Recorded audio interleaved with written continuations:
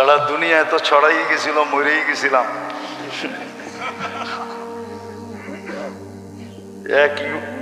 এক মিডিয়ালা আইসা বলতেছিল, হুজুর আমার ভিউজ হয়েছে একদিনে 25 মিলিয়ন, শুধু আপনার মরণের খবর। এইবার বোঝেন ওর পোয়া 12 কিরকম হয়েছে। 25 মিলিয়ন 24 ঘন্টায় ভিউজ হয়েছে আমার মরার খবর।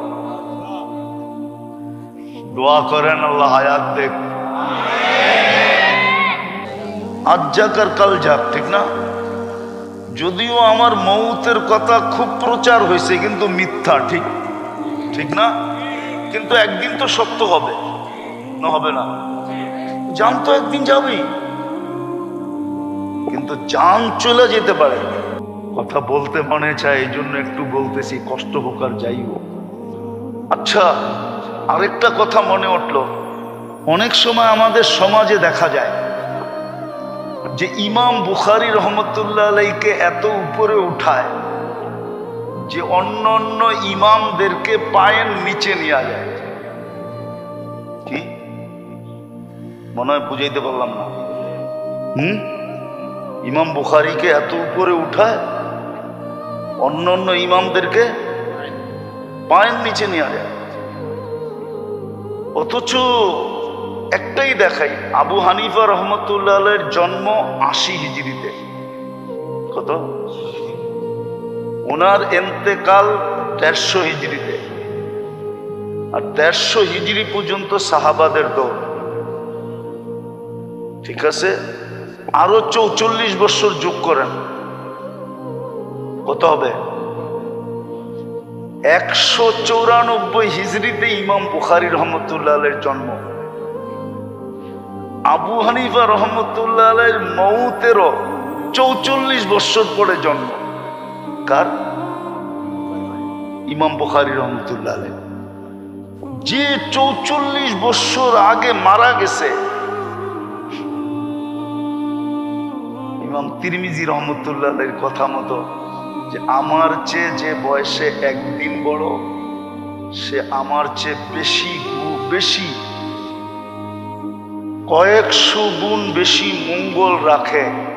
বলছে কেন? বলছে সে আল্লাহর রসুলের জমানার আমার থেকে একদিন আগে। অথচ আবু হানিফা রহমতুল্লাহ আলাইহি পুরা সাহাবাদের জামানা পাইছে। আরেকটা মজার খবর শোনামো, শেষ হাদিস যেটা পড়লো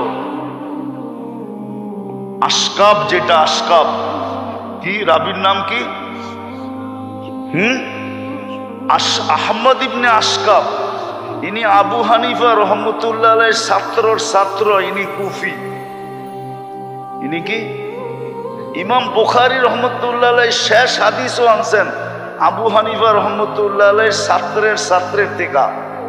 আবার বুখারীর যে প্রথম হাদিস, এই ইন্নামাল আমালু বিন্নিয়াত, এই প্রথম রাবিও হুমায়দি, এই হুমায়দিও আবু হানিফা রহমতুল্লাহ আলাইহির ছাত্র।